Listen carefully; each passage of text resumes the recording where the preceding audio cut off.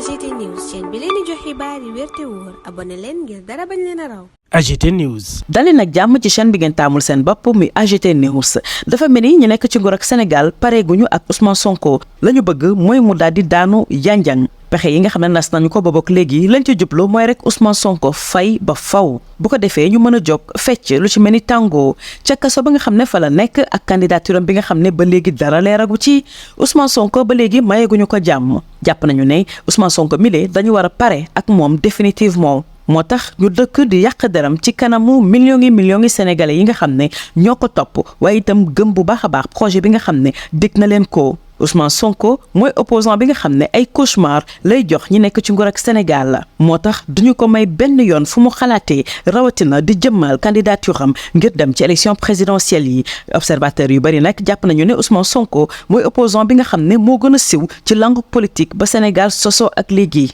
moo tax ay noonam jamono ji dañuy bind ay téere ci moom ku la gën a bon la histoire daanaka nga ne kii la leneen loo xam ne ñu ngi koy def mooy ay émission politique yoo xam ne lu ne ñu ngi koy yàq ci deru Ousmane Sonko mel ni daal ki ñuy waxal moo gën a bon moo gën a yées ci réewum Sénégal li gën a naxari nag ci loolu mooy que ni bés bu ñu yëkkee kàddu yu bon ca ëllëg sa Ousmane Sonko mel ni taal bu yàlla taal askan bi wéy di ko jox bopp muy fii ci réew mi rawatina ca bitim réew. yi ci mujj mooy ne Ousmane Sonko jiñ nañ ko fi salafiste wahhabite terroriste rebelle waxatuñu ko violeur moom ñëpp xam nañu ko kàcckat ab sàcc ak yeneen yoo xam ne mënuñu koo lim terewul nag ba tey Ousmane Sonko mooy ki nga xam ne tey mooy yaakaaru askanu Sénégal niñ ko gisee woon ci élection présidentielle bu 2019 bi nga xam ne nag sosaloon nañ ko ne daal dafa jot ay koppar ngir amal campagne yu tukkee ci Tullow Oil tey nag indi nañu beneen sos bu gën a diis boo xam ne gàll nañ ko ci ndoddam nee ñu kat dafa am ay financement occulte yoo xam ne jot na ko mu tukkee fële ca Qatar li ci gën a yéeme nag mooy ne Ousmane Sonko bu ngeen fàttalikoo ci weeru mars atum 2021 ak léegi mooy sénégalais bi nga xam ne ñu ngi koy bàyyi xel ci lépp lu mu mën a def muy dugg wala sax muy génn renseignements généraux yi amul lenn lu leen ëmp ci jéego boo xam ne Ousmane Sonko def na ko kon nag marché bi nga xam ne def na ko ak ay nit yu nekk ca Qatar jommal nañu fi mu nekk nii dafa mel ni rek lu nu lekk mënuñu koo wanaasu ñu war koo war a mën a wàccu li ci gën a doy waar nag mooy sunuy naataango taskatu xibaar yi nga xam ne ñoom la ñuy jëfandikoo tey ñuy wasaare xibaar yu ni mel ñu yaakaaroon ci ñoom ne daañu dikk dëgg-dëgg fi koppax yooyee jógee ak naka la demee waaye ba fii amul kenn ci ñoom koo xam ne teg nañu ci yoon wu leer mu mel ni lâcheté fii la daal di yem muy loo xam ne nag neexul benn yoon tey ci journaliste bu mel ni ñun ñuy gis sunuy naataango ñuy def jëf ju ñaaw ak ju suufe ji kenn xaaru ko woon ci ay taskatu xibaar. AGT News. Merci pour la confiance renouvelée à votre chaîne préférée AGT News. La vermine.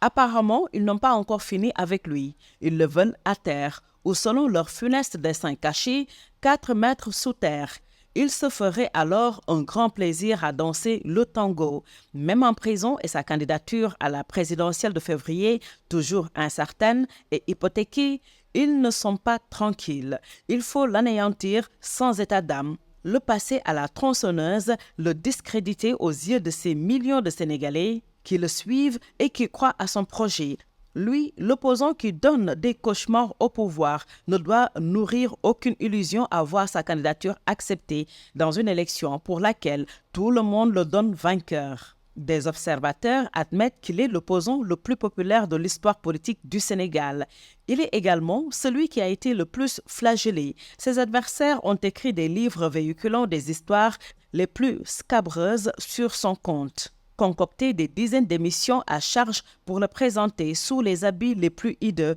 comme des dizaines de chroniques, pour le décrire sous les traits d'un monstre. Mais plus ils desservent leur venin sur lui, plus ils essaient de le noircir, plus la cote de popularité de leur ennemi juré monte en flèche. Au pays comme dans la diaspora, il leur tient la dragée haute et les nargue. On la présente sous les traits d'un salafiste, d'un wahhabite, d'un terroriste, d'un rebelle, d'un violeur, d'un menteur, d'un voleur, et que je sais-je encore, mais il reste toujours debout comme un soldat. Et voilà que, comme lors du scrutin présidentiel de 2019, où ils avaient inventé une histoire de financement par Tullow Oil, ils nous sortent fort opportunément une vilaine histoire de supposé financement occulte dont ils bénéficieraient de la part du Qatar. Un puissant et étrange lobby aurait toqué à la porte de l'homme le plus surveillé depuis mars 2021, donc à la barbe et au nez des renseignements généraux, pour lui proposer un étrange marché. Pour nous forcer à ingurgiter l'infeste menu,